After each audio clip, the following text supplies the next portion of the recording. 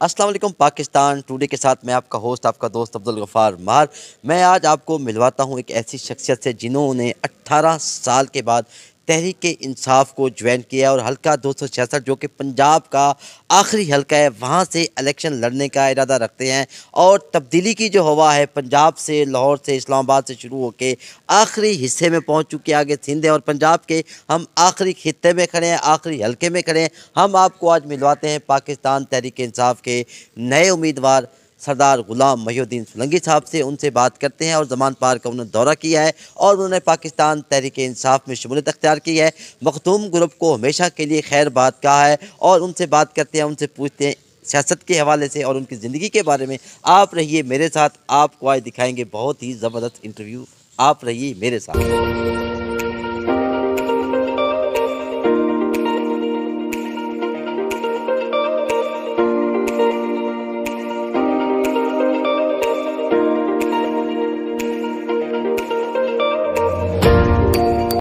आज मैं जिस शख्सियत के साथ मौजूद हूँ बहुत ही मारूफ शख्सियत हैं। 18 साल मखदूम ग्रुप और पाकिस्तान पीपल्स पार्टी से वाबस्ता रहे। अचानक एक फ़ैसला किया और पाकिस्तान तहरीक इंसाफ के हो गए और इनके फ़ैसले से ना सिर्फ तहसील सादकाबाद बल्कि ज़िला रहीमार खान की सियासत में हलचल मच चुकी है। और पाकिस्तान तहरीक इंसाफ के आखिरी हल्का 266 से पाकिस्तान तहरीक इंसाफ के उम्मीदवार आने की पूरी तवक्कुआत है। और इनका ये फ़ैसला कैसा था और अचानक कैसे फ़ैसला किया, हम आपको सब कुछ बताएंगे। हमारे साथ जो शख्सियत मौजूद हैं सरदार हबीबुल्लाह खान सोलंकी साहब के बड़े फर्जंद सरदार गुलाम मोहिउद्दीन खान सोलंकी साहब हमारे साथ मौजूद हैं। हम उनसे उनकी सियासी हवाले से भी बात करेंगे और जो ज़बान पार्क में इन्होंने अचानक फ़ैसला किया उस फैसले पर बात करते हैं। तो सबसे पहले मैं उनको खुशामदीद कहता हूँ अपने प्रोग्राम में। सरदार साहब कैसे हैं? अस्सलाम वालेकुम, बिस्मिल्लाहिर्रहमानिर्रहीम। सबसे पहले गफ़ार भाई अस्सलाम वालेकुम, आपको खुशामदीद कहते हैं। अल्हम्दुलिल्लाह, अल्लाह का लाख लाख शुक्र है, ठीक ठाक है। सियासी हवाले से अगर बात की जाए तो मेरा कोई ताल्लुक़ पीपल पार्टी से नहीं था, सही, मखदूम ग्रुप से था। सही। मखदूम सैयद अहमद महमूद ग्रुप से, उनके साथ वाले साहब भी खड़े थे। मैं भी सियासत 2005 से मैंने शुरू की है। बाद में कुछ अच्छा अरसा मैंने छोड़ भी थी, लेकिन वाले साहब के वफ़ात के बाद फिर सब भाइयों ने, दोस्तों ने कहा कि आप ये ज़िम्मेदारी ख़ुद उठाएं। ठीक है, भाई भी आपके काबिल एहतराम है, लेकिन आप ज़िम्मेदारी उठाएंगे तो इलाके के लिए, सबके लिए बेहतर होगा। अभी जो पीटीआई का फ़ैसला किया है, ये सब भाइयों की मुशावरत, इलाके वालों की मुशावरत, सब दोस्तों की मुशावरत से ये फ़ैसला किया।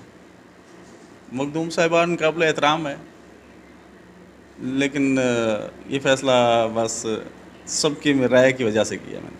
अच्छा, मखदूम साहबान से आप वाबस्ता रहे, मखदूम साहबान से आपको टेलीफोन भी आए होंगे कि आपने ये अचानक फ़ैसला किया है, तो क्या मखदूम साहबान की तरफ से रद्द-ए-अमल आया? नहीं कोई, बस वैसे वो उन्होंने कहा कि आपने कैसे ही फ़ैसला किया अचानक।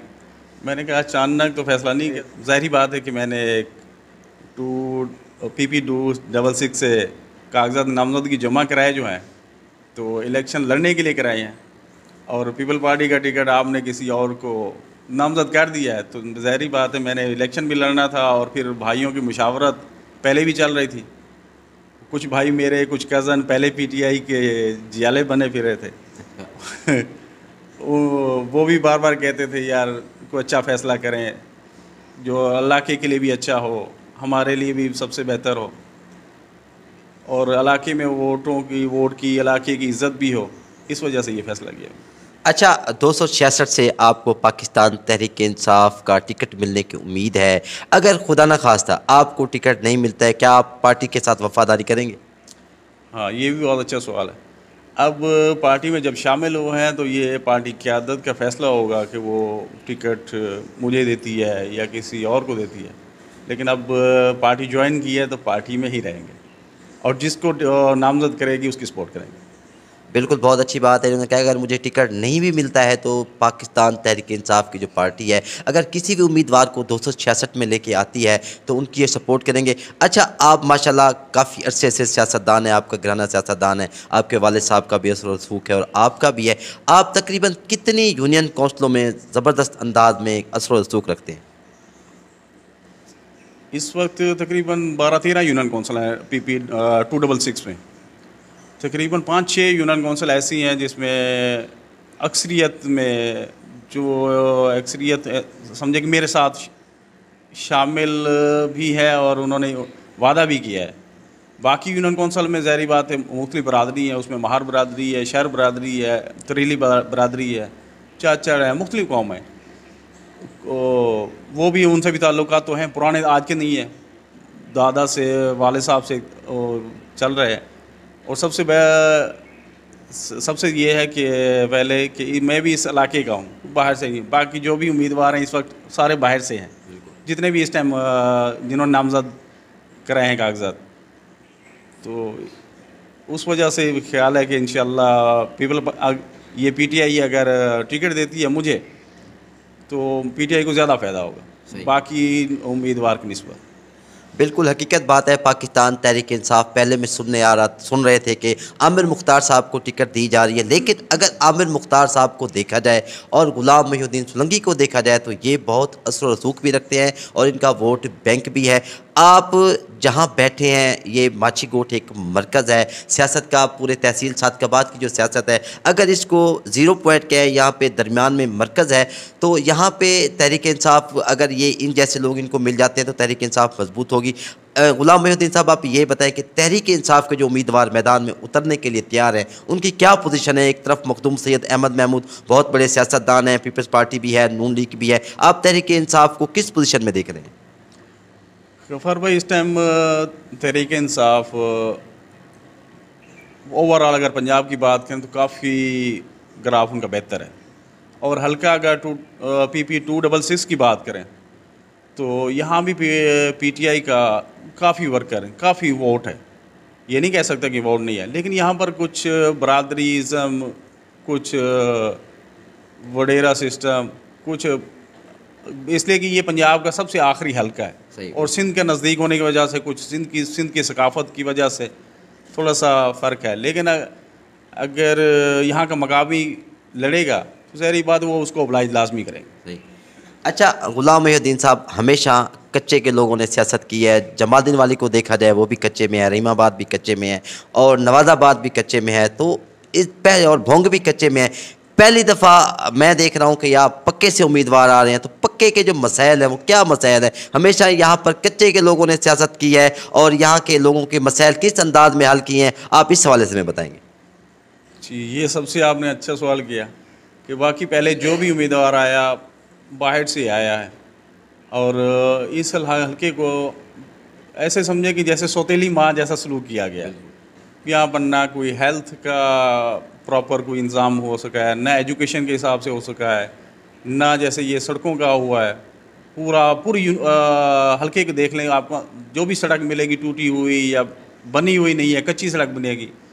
और लॉ एंड ऑर्डर का अल्लाह माफ़ करे इस हल्के में कुछ ज़्यादा ही सूरत हाल ख़राब है, ये सबको पता है, पूरे पाकिस्तान को इस टाइम पता होगा, इसलिए कि ऑपरेशन चल रहा है वो इसी हल्के में चल रहा है। और नहरी पानी जो है वो भी टेल होने की वजह से पूरे इलाके को पक्के, ख़ास तौर पर पक्के के इलाके को तो बहुत इसका बहरान में रखा गया है। और बेरोज़गारी बहुत ज़्यादा है इस इलाके में, लोगों के पास तालीम ना होने की वजह से बस मजबूर हैं कि वो क्या करें, फिर कुछ क्रिमिनल एक्टिविटीज़ में पड़ जाते हैं, कुछ नशे में पड़ जाते हैं। तो कोशिश होगी कि पहले तालीम को यहाँ पर आम किया जाए ताकि लोगों को कोई शऊर आए, कोई रोज़गार के मौके उनको फराहम करने की कोशिश की जाए ताकि ये नशे की आदत जो है या क्रिमिनल एक्टिविटीज़ में जो अपना वक्त ज़ाया करते हैं उनसे बचाया जा सके।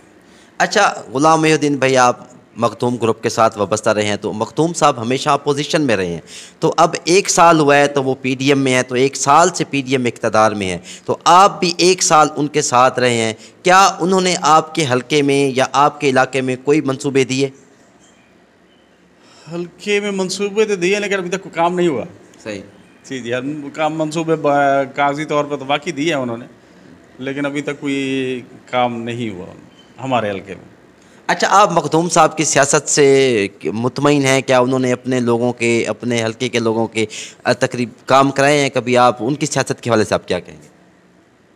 उनकी सियासत बस वो खुद बहुत बजाते खुद बहुत अच्छे हैं, लेकिन उनकी जो थिंक टैंक बनी हुई है ना, उनसे सबको गिला है। मैं मेरे अकेले को गिला नहीं है, वो पूरे जो भी इस टाइम मखदूम साहब के साथ खड़े हैं ना, हकीकत वो शायद वो इजहार नहीं करना चाहते या उनका एहतरामन उनको कुछ कह नहीं सकते, लेकिन उनकी थिंक टैंक की वजह से बहुत मजबूर है, और उस मजबूरी की वजह से शायद वो छोड़ भी जाए मेरी तरह। सही बात है। आपने सुना कि मखदूम सैयद अहमद महमूद बजाते खुद अच्छे हैं, लेकिन जो उनका थिंक टैंक है, जो उनके लोग हैं, जो आसपास जो उनके आस पास से जो लोग घूमते हैं, वो सही नहीं है, जिस वजह से लोग मखदूम सैयद अहमद महमूद की सियासत से तंग आ चुके हैं और गुलाम मोहिउद्दीन साहब भी जो है ग्रुप को छोड़ चुके हैं।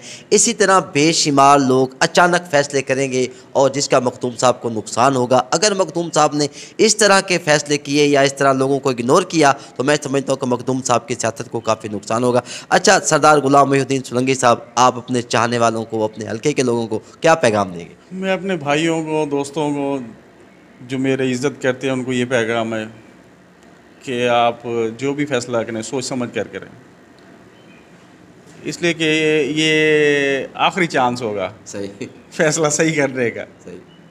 तो आप अगर फैसला सही करेंगे, सही नुमाइंदे को चुनेंगे, तो फिर इलाके में तरक्की भी होगी, इलाके में खुशहाली भी होगी, आपकी भी सबसे पहले आपकी इज़्ज़त होगी, इलाके वालों की इज़्ज़त होगी।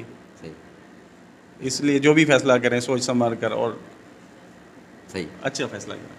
आपने सुना, जो भी फैसला करें अच्छा फैसला करें, और मैं समझता हूं कि स्टैंड लेना, खड़े हो जाना सबसे बड़ी गैरत वाली और जुर्रत वाली बात होती है।